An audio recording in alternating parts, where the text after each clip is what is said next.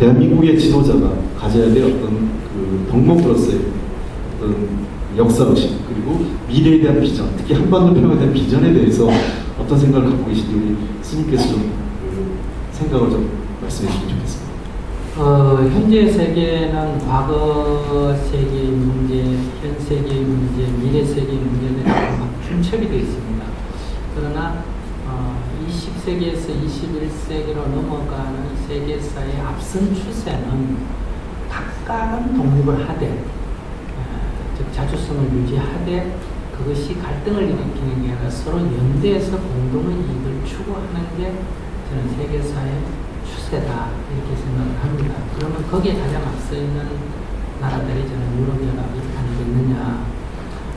그러면 근대 20세기 또는 19세기 과제는 뭐냐? 그는 억압되어 있는 민족들이 독립하는 게 또한 그 전 세계의 시대적 과제였는데 그런 면에서 지금 중국이나 러시아나 많은 곳에서는 아직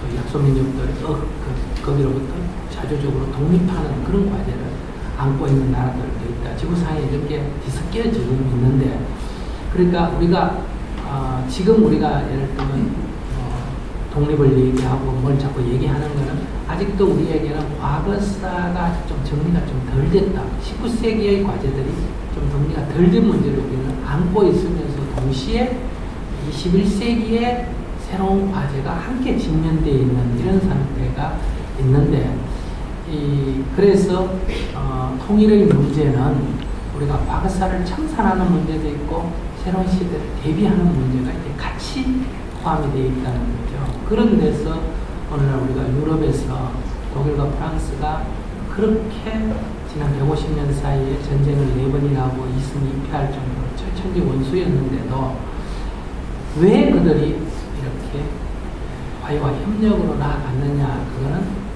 미래의 이익, 즉 유럽의 패권 패자가 세계 패자였던 시대에는 서로가 그렇게 물고차고 싸웠는데 이제는 유럽의 패자가 설령된다 하더라도 세계 패자가 될 수 없는 즉 서로가 서로에게 상처만 주는 이러한 갈등이 서로에게 아무런 이익이 없고 결국은 미국이나 중국이나 소련의 대응을 그들이 한다 할 때는 유럽의 단위 국가로서는 대응해봐야 이미 경쟁이 안 된다. 그랬을 때 그들은 프랑스의 꿈, 독일의 꿈, 영국의 꿈을 넘어서서 유럽의 꿈이라는 새로운 비전을 만들므로 해서 그들이 지금 새로운 희망을 만들어냈다는 거죠.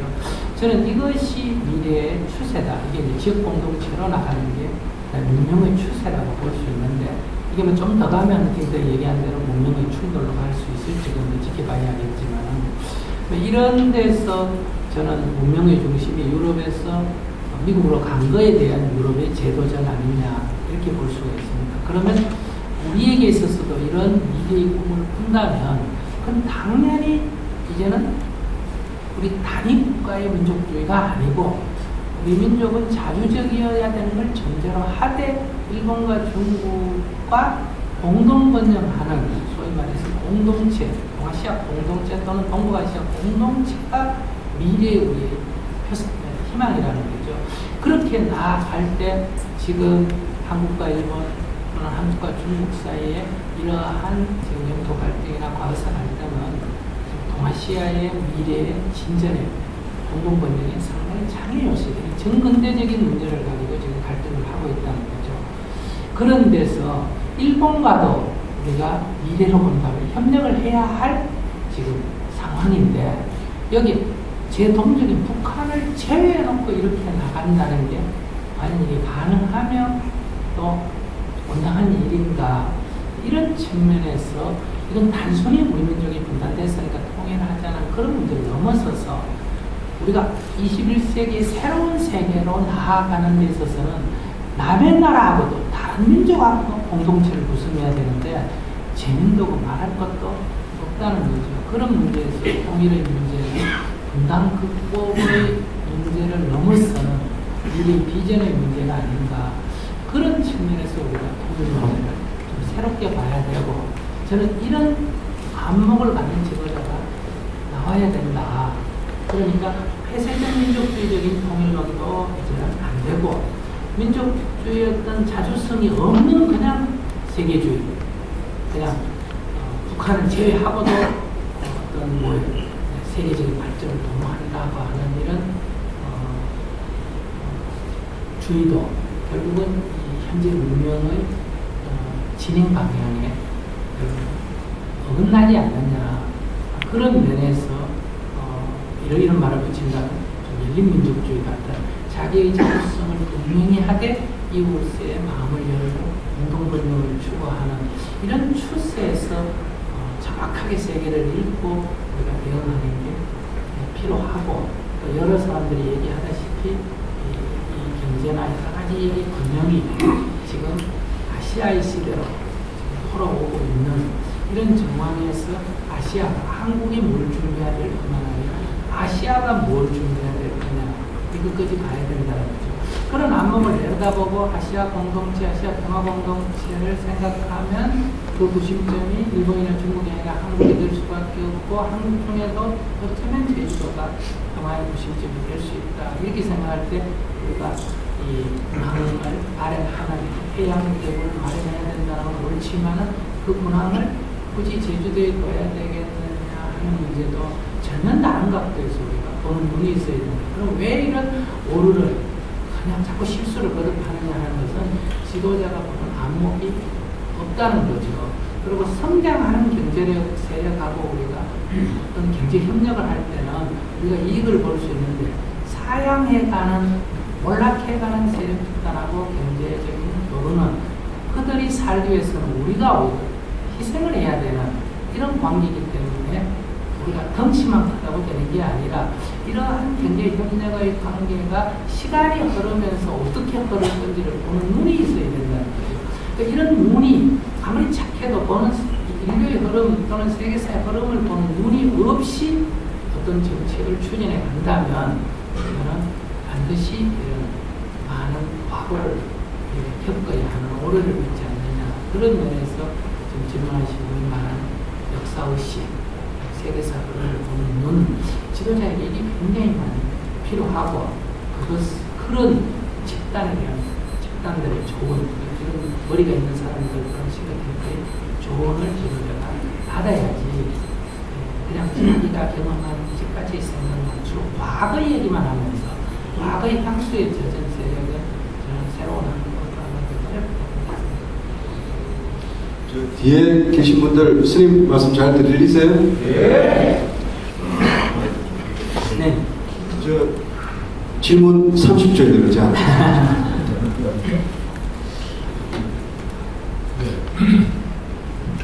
지금 스님 말씀 여러분 잘 들으셔서 아시겠지만, 어떤 국제정치학자가, 어떤 정치학자가, 또 어떤 전문가가 이 문제와 관련된 설명을 하는 것도 설득력이 있습니다. 그 비결이 뭘까? 저는 그 생각을 해봤는데요. 이걸 보통 일반적으로 이런 제가 말하는 이 정치학자도 그렇고 또 이 정치가도 그런데 이런 문제를 설명할 때 좀 정치적으로 설명한다든지 아니면 이걸 구조로 접근을 하고 있습니다. 구조주의. 근데 스님은 그 밑에 깔려있는 게 의식입니다. 제가 보니까. 의식을 굉장히 강조하고 계십니다. 의식과 정신이죠. 그렇기 때문에 이게 훨씬 더 설득력이 있다는 것을 느낄 수 있게 되었고요. 근데 질문은 이겁니다. 자, 지금 우리 내부에서는 대북 포용 정책 2.0이 필요하다, 뭐 이런 이야기가 여러분 들어보셨을 것입니다. 근데 제 생각에는 MB 정부로 인해서 대북 정책은 이미 어디로 갔냐? 7.4 남북 공동성명 이전으로 돌아갔는데, 그럼 대북 포용 정책 2.0은 뭘 하자는 정책이냐? 포용 정책은 대북 정책입니다. 국내 정책이 아니거든요. 그래서 포용 정책 2.0도 너무 과도하게 국내적 요소들을 고려하기 시작한 거 아닌가. 그래서 그렇다면 뭘 무시하게 되냐? 한반도의 현실을 무시하게 되고, 국제정치의 변화를 우리가 도외시하게 되고, 또 정책의 일관성이라는 것을 또 소홀하게 생각할 가능성이 있습니다. 대신에 어떻게 하면 표를 얻는 데 도움이 되는 대북 정책으로 대북 정책을 표명을 하는데 급급하게 되는 거죠. 인기 영합적이 된다는 겁니다. 과연 대북 포용 정책이 포용 정책에 그렇다면 지금 다시 시작해야 될 것은 대북 포용 정책이다. 진정한 대북 포용 정책이야말로 지금 필요한 것이다. 대북 포용 정책 2.0이 아니라 다시 대북 포용 정책에서부터 시작해야 되지 않을까. 이런 견해에 대해서 선생님의 말씀을 좀 여쭙고 싶습니다. 저는 2000년대로 돌아가서 지금 12년으로 돌아가서 그 시점에서 그 상황에서 어떻게 하겠느냐 할 때는 저는 그때는 남북 간의 그래서 정부와 정부 사이의 대화도 제대로 안 될 때니까 일단은 정부와 정부 사이의 대화의 물꼬를 먼저 트는 게 중요하다. 이런 면에서 김대중 대통령의 이들로서는 저는 가장 적합한 정책이라고 이렇게 생각합니다. 그러나 그 다음 정부로 이어지면서 계속 정부와 정부 차원의 대화가 추가된다면 저는 이거는 조금 두 가지 문제가 있다. 하나는 통일의 주체가 정부가 가장 중요하지만 더 중요한 것은 결국은 통일의 주체는 국민이라고 하는 것. 여기에 남한 국민들도 통일의 발언권이 있고 남한 정부도 발언권이 있고 북한 정부도 발언권이 있는데 북한 주민들은 아무런 발언권을 갖고 있지 못하다. 그런 면에서 북한 주민에 대한 어떤 대응 정책이 있어야 되는데 저는 지난 포용 정책의 의도와 관계없이 결과는 거기에 조금 소홀했지 않았나 제가 볼 때는 그런 문제고요. 두 번째는 우리가 어떤 뭐 왕조라든지 독재 정권이라면 권력자가 올바른 길을 가지고 선택을 하면 되는데 대한민국은 지금 민주정부이기 때문에 주민이 선출을 하고 국민이 선출을 해서 5년마다 바뀌는 정부라는 거죠. 그런데 이 한시적인 정부가 다시 말하면 국내에 이 통일정책이나 대북 정책에 대한 여야 또는 진보 보수 이것 합의를 토출해가면서 추진을 하지 않는다면 그 정책은 지속성이 없게 된다는 거죠. 왜냐하면 내부에서 정권이 바뀌어버리면 그 정책은 바뀔 가능성이 농후하다는 거죠. 그런 면에서 남북과의 관계만 개선하는 게 중요한 게 아니고 그 남북관계의 개선이 지속적으로 유지될 수 있도록 하기 위해서는 남한 안에 여야든 진보 보수든 그거에 남남 대화, 남남 통합을 유지해서 합의의 힘으로 남북 대화를 추진해 줘야 이 반동, 소위 되돌아감을 막아낼 수가 있다. 그런 면에서 저는 부족하지 않았느냐. 왜냐하면 지금 결과론적으로 보면 결국은 되돌아가도록 만든 거는 되돌아간 사람만 비판할 게 아니라 되돌아갈 수밖에 없는 여건을 만드는데도 우리의 책임의식이 있어야 된다. 이렇게 저는 평가를 합니다. 그런 면에서 우리가 이 남북관계를 획기적으로 개선한 역사적인 평가대로 긍정적으로 볼 때 이것이 지속되지 못한 것에 대한 비판대로 받아들여줘야 되지 않느냐. 그런 면에서 그것이 2.0이든 새로운 대북 정책은 이 두 가지 문제, 다시 말하면 북한 주민이 이 통일이나 대북 정책의 일정한 영역 안으로 들어오는 방향을 우리가 고려해야 된다는 것. 두 번째는 남쪽 안에 남북관계를 푸는 것이 정권을 넘어서는 여야 합의 또는 진보 보수의 합의를 토출해 가면서 추진해 줘야 된다. 이 두 가지를 반드시 가지고 추진을 해야 된다. 그런 그 두 가지를 가진다면 더 적극적으로 추진해야 되지 않느냐.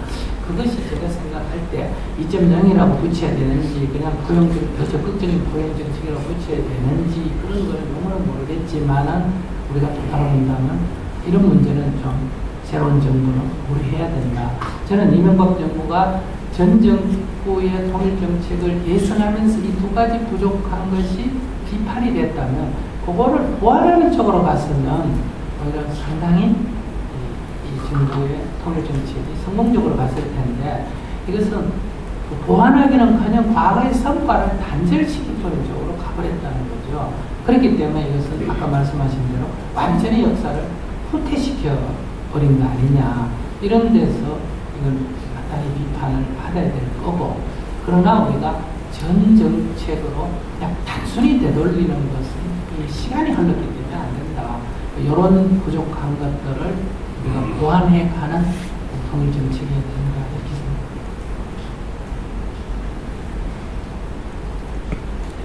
그 전에 제가 하나만 좀 말씀 좀 드리고 싶은 게 있습니다.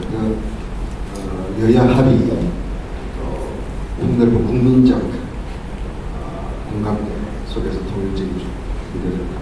근데 하나 경험을 하나 말씀을 드릴게요. 2000년 6.15 남북 정상이 온 국민 또 전 세계 관심 속에서 진행이 됐습니다. 저도 그때 김대중 대통령을 모시고 평양에 갔었고, 이봉조 차관도 당시 청와대 통일 비서관 같이 수행을 했습니다. 김대중 대통령께서 평양에서 돌아오시고 난 뒤에 제일 먼저 일정을 잡아라 지시를 하신 게 당시 야당을 이끌고 있던 이회창 총재하고 조찬했습니다. 그 노구를 이끌고 갔다 오셔가지고 지친 그 얼마나 긴장과 긴장 연속이었는데 오자마자 내일 아침 조찬을 해야 되겠다. 그래서 이회창 총재께서 청와대로 오셨어요. 근데 1시간 동안 이제 두 분에서 이제 이야기를 하고 김 대통령께서는 아주 다 설명했죠. 모든 있었던 이야기를. 근데 돌아오는데 두 분 표정이 안 좋으셔요. 그래서 대통령께 여쭤봤습니다. 어쩐 일이 있습니까? 내가 이렇게 힘든 아침 식사해본 적이 처음이다. 그래서 앉자마자 수고하셨다는 말씀 한마디 못 듣고, 왜 납북된 국군 포로 문제를 안 따졌냐, 이것만 가지고 이런 것들 가지고 공격을 받았다. 그래서 대통령께서 굉장히 마음 아파하시던 기억이 있습니다. 물론 하나의 에피소드겠지만 여야 합의에 대한 보다 국민의 정부 또 이후 참여정부가 성실하고 더 집요하게, 더 인내심을 갖고, 더 끈기 있고, 또 뭐 끌려다닌다, 뭐 퍼준다는 부당한 여론의 공격이 있다 할지라도 국민을 보고 더 설득해서야 한다. 저는 충분히 공감을 하는데, 김대중 대통령께서 겪었던 그런 과정들을 볼 때 과연 이 통일 문제는 특히 북한에 대한 대응은 끊임없는 인내심이 필요한 이런 부분이었는데, 정략적으로 접근하는 부분들은 여야 공이 공평하게 욕먹어야 될 부분은 아니지 않겠냐, 어떻게 보면 좀 억울한 면이 있지 않냐, 이런 생각을 좀 개인적으로 해봤습니다. 죄송합니다.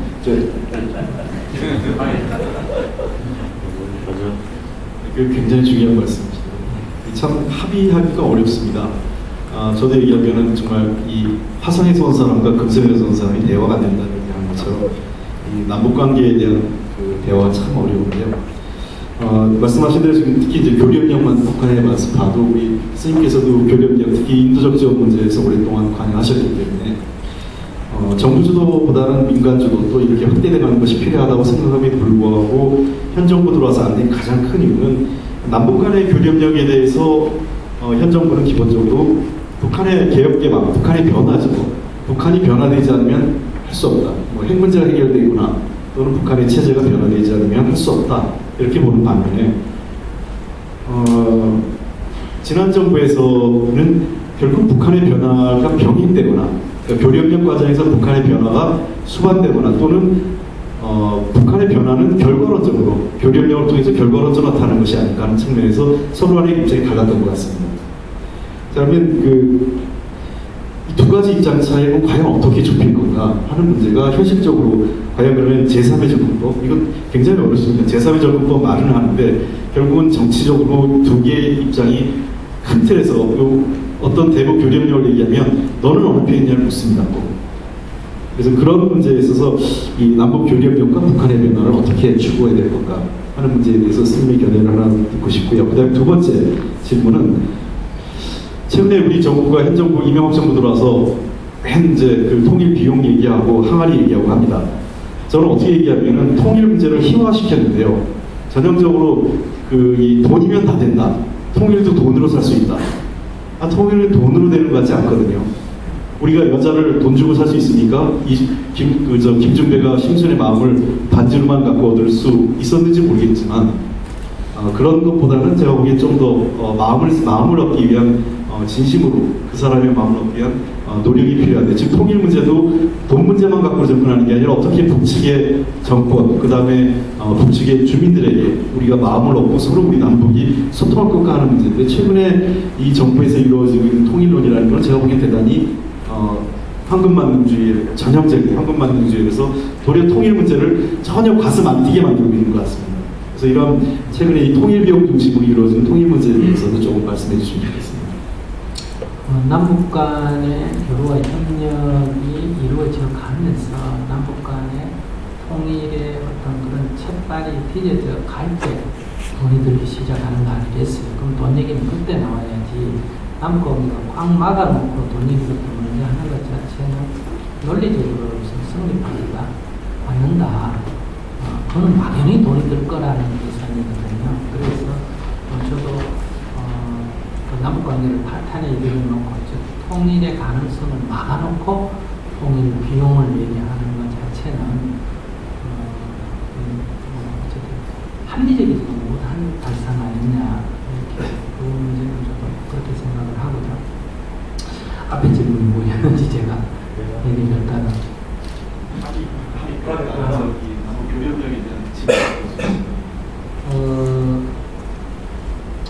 그 전에 이제 아까 말씀하신 부분 잠깐 제가 국민들의 어떤 의견 입장에서 얘기하면, 북한이 주로 얘기하는 게 우리가 이렇게 굶주리고 경제 파탄을 일으키면 이제 국주의자들의 봉쇄 정책 때문이다 이렇게 말하잖아요. 근데 그건 맞는 얘기예요. 그러나 정치라는 거는 미국과 북한이, 남한과 북한이 전쟁을 했는데 당연히 봉쇄를 하는 건 정상적인 거 아니에요. 그러면 그런 봉쇄 국면에서도 어떻게 제 나라를 발전시키고 그 봉쇄를 풀고 나갈 거냐 하는 게 정치지.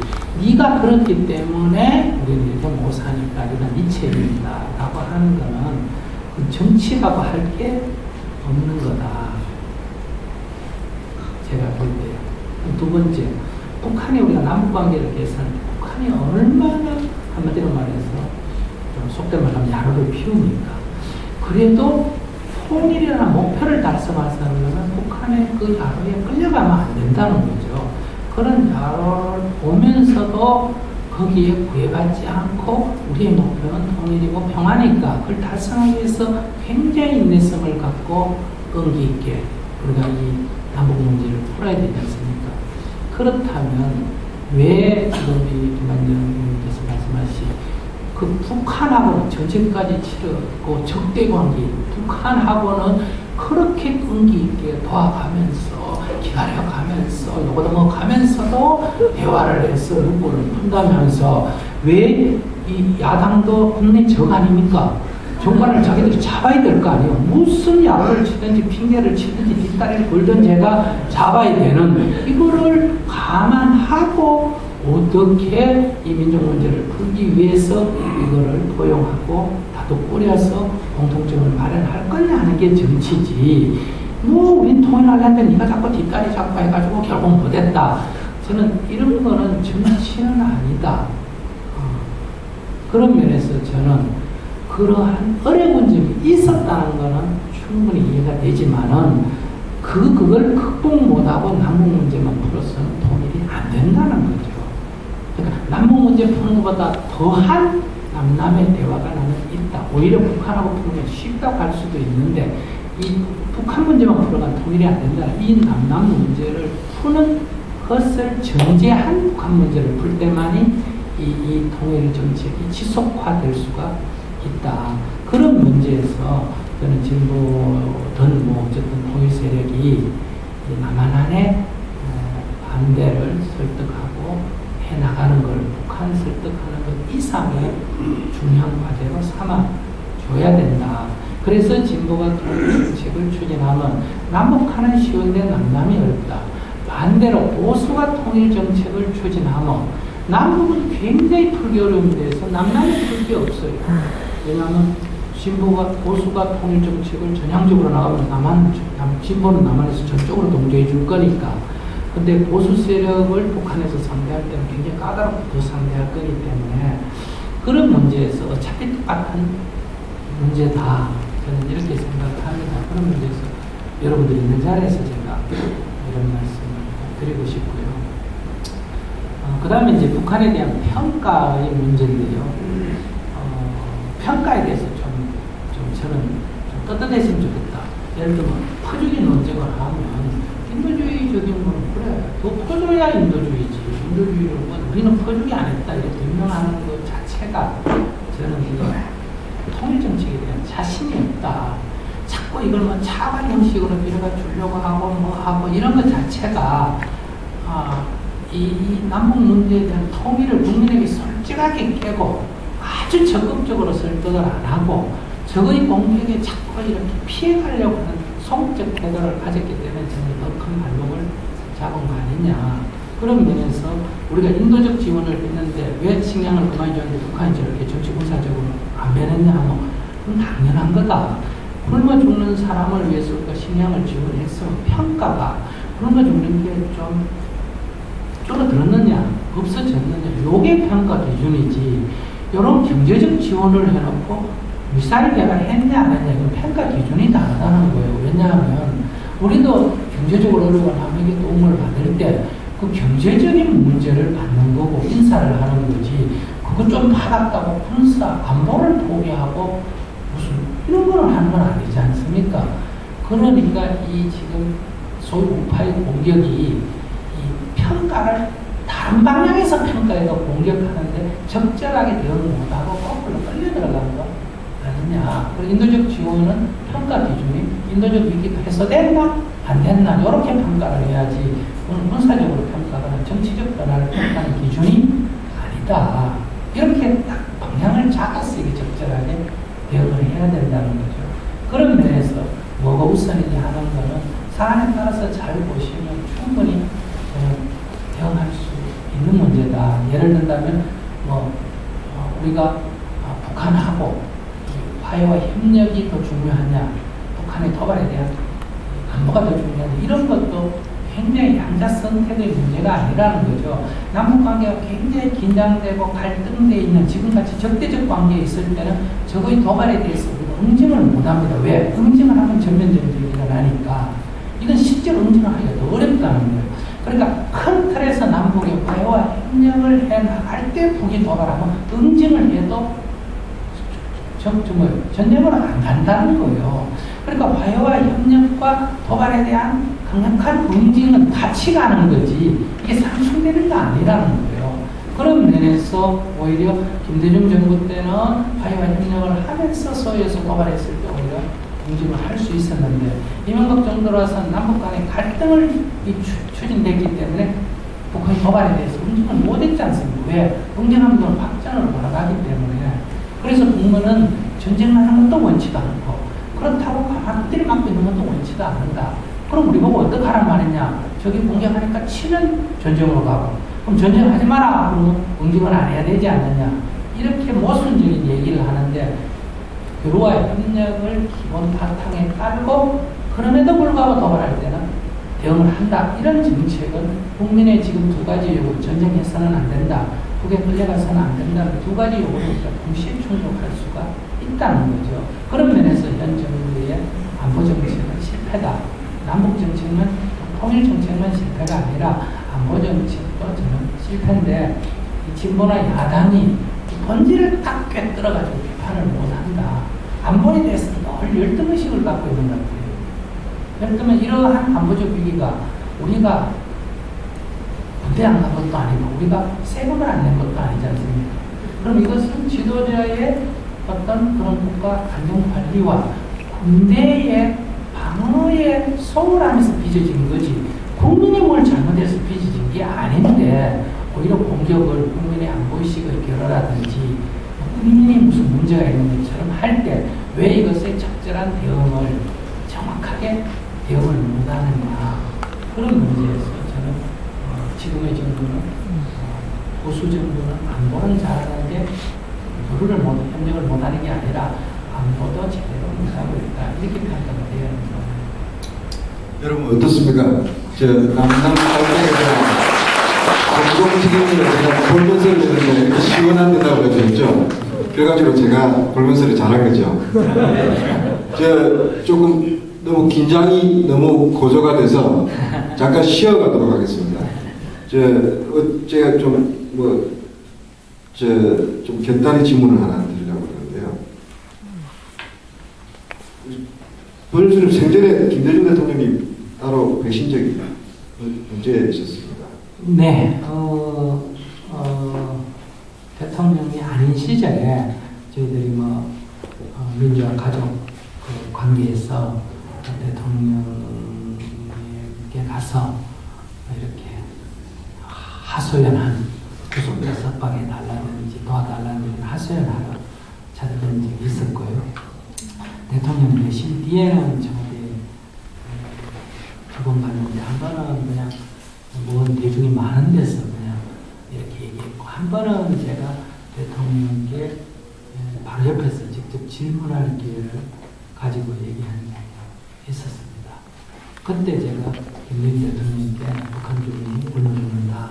인도적 지원은 대단히 확대를 해라. 소위 말하는 남북 간의 정부 간의 대화는 하는데 주민에 대한 대책은 부족하다. 이런 식으로 얘기를 했어요. 그리고 옆에 있던 우리 목사님이 갑자기 간 떨어져 죽는 줄 알았다고 거기다 대놓고 막 그런 얘기를 하면 어떡하느냐 이런 얘기 에피소드가 있었습니다만 제가 볼 때는 어쨌든 주민의 대책은 김대중 정부도 노무현 정부도 주민에 대한 대책이 저 같은 종교이나 인도적 지원을 하는 사람 입장에서 볼 때 저는 부족하다고 느꼈습니다. 그런데 이 부주기 논쟁에 공지에 몰리는 거 보면 굉장히 안타까웠어요.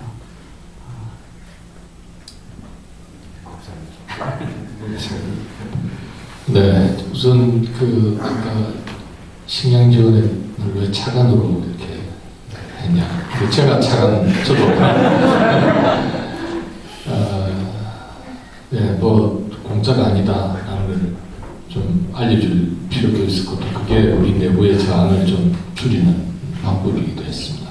더 중요한 거는 북한의 입장을 좀 고려했다. 돈 받으려고 생각했던 건 아닙니다. 돈 받을 수 있으려고 생각한 것도 아니고요. 받을 때 좀 그래도 편하게, 마음 편하게 받아서 잘 먹으라 하는 그런 뜻이 담겨 있었다는 말씀드리고요. 이야기를 조금 바꿔가지고 저는 제가 질문하는 걸 여러분 이제 눈치를 채셨는지 모르겠는데 항상 첫 시작은 스님을 칭찬하는 것으로부터 시작합니다. 이 질문도 마찬가지인데요. 우리 법륜 스님은 북한에 대한 그 생생한 정보를 가장 많이 갖고 있는 분 중에 한 분이시기도 합니다. 매일매일에 북한에서 벌어지고 있는 일들을 그날 이렇게 다 파악을 하고 계시는 대단한 그 역량을 갖고 계십니다.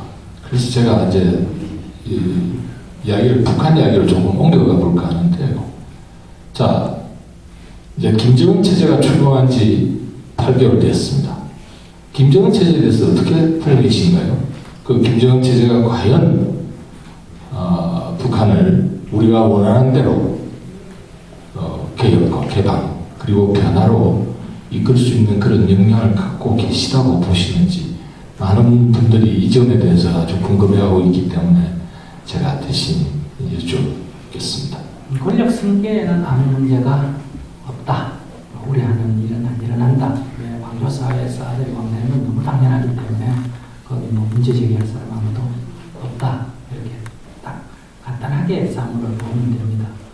사회주의는 이런 관점에서 보지 말고 그냥 김일성 왕국에서 고립되었습니다. 이렇게 보면 저는 제 말은 굉장히 자극적이 될지 모르지만 내용상은 아무 이상이 없다. 다만 왕이 되는 과정, 지도자가 되는 과정에 문제가 있는 게 아니고 지도자로서 북한이 안고 있는 과제를 해결해낼 수가 있느냐 이 문제가 이 정권의 관점의 평가 기준이 된다.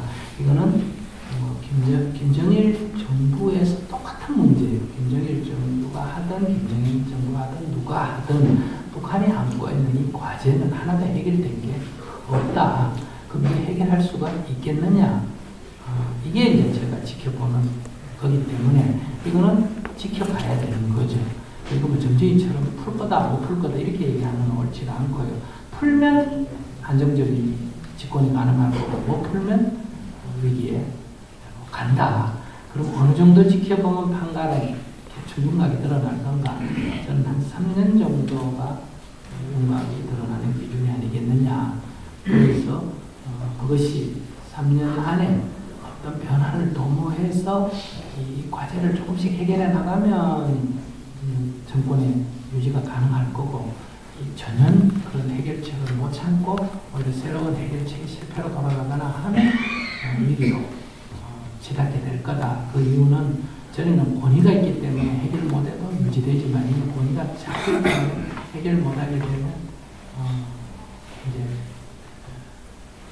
여러 가지 문제 제기가 받을 수 있겠다. 그런 측면에서 보고요. 저는 현재는 뭐 어떤 존재든 자기의 살아남으려면 변화를 해야 되지 않습니까? 그런 문제에서 현재는 변화의 조짐을 보고 있습니다. 그러나 그 변화가 성공할지 어떨지는 지금 예측하기는 좀 어렵다. 그 변화의 내용을 조금 더 지금 변화해야 된다는 문제의식을 갖고 있는데 딱 두 가지입니다. 하나는 생군조선의 건설이라는 김정일 정권의 그 안보 정책을 그대로 유지하고 있고 그 다음에 경제 개선 조치, 개혁개방이라는 용어를 싫어하니까 경제 개선 조치를 지금 취한다 하는 방향은 잡혔는데 그 개선 조치가 구체적으로 뭔지는 아직 확정이 안 된 상태입니다. 올 1년간 지켜보면서 가지 않겠느냐. 그래서 일부 평에서 보면 여러 가지 그 변화가 있으니까 주민들이 조금 느껴서 긍정적 평가가 나오는 것 같고요. 지방은 아무런 변화가 없는 그래서 삶이 고달프기 때문에 주민들은 지금 뭐라고 대답해야 될까? 그러니까 이건 뭐 호의적이지도 않고 북한 정부가 선전하듯이 호의적이지도 않고 또 반대 세력이 얘기하듯이 비판적이지도 않고 그냥 제 삶이 바쁜 그러나 어쨌든 여기에 특별한 지금 반응이 안 나타나고 있다. 삶이 고단할 뿐 이제 놓이는 거 없느냐 그런 데서 지금 주시하고 있습니다. 농업 정책 같은 데서 조금 지금 변화가 오지만은 이것도 원래 농사 지어봐야 출산이 될 거고요. 다른 문제도 이 군부 산의 그 무역 회사라는 이런 걸 다 정리해가 내역 산하로 옮긴다든지 뭐 여러 가지 지금 한데 딱 구체적으로 어떻게 하자고 최종 결정은 지난번 국회 가서 확인해도 안 이루어지고 안 돼 있고 그러나 큰 틀에서 변화한다 하는 방식은 어느 정도 잡힌 것 같아요. 시간이 많이 흘러서 플로우에 좀 넘기려고 하는데 홍 의원님 마지막 질문 있으세요? 많이 기다리셨죠? 예. 저 질문 이제 좀 받도록 하겠습니다. 저는 계란을 좋아하는데 계란도 살생인가요? 이런 질문도 괜찮습니다. 여러 가지 질문 손 들어주시면 여기 서른 의원님 그렇습니다. 네. 국회 흐름이 끝나서 좀 늦었는데 앞부분 법무사님 말씀 못 들었습니다. 평소에 법무사님 무슨 말씀하시냐고 궁금해했는데 일찍 오려고 이렇게 직접 받아서 들었습니다. 저는 우리 정부, MB 정부가 들어서 한 국민정책은 다 틀렸다 생각하는데 그 중에 하나 이건 관심 갖고 우리가 지켜봐야 될 부분이었는데 놓쳤다는 부분이 있습니다. 우리 당론하고 좀 다릅니다. 당내 지지를 제가 못 받고 있는 입장인데 못 받고 있기보다도 논의를 안 했기 때문에 근데 흘러간 부분인데요.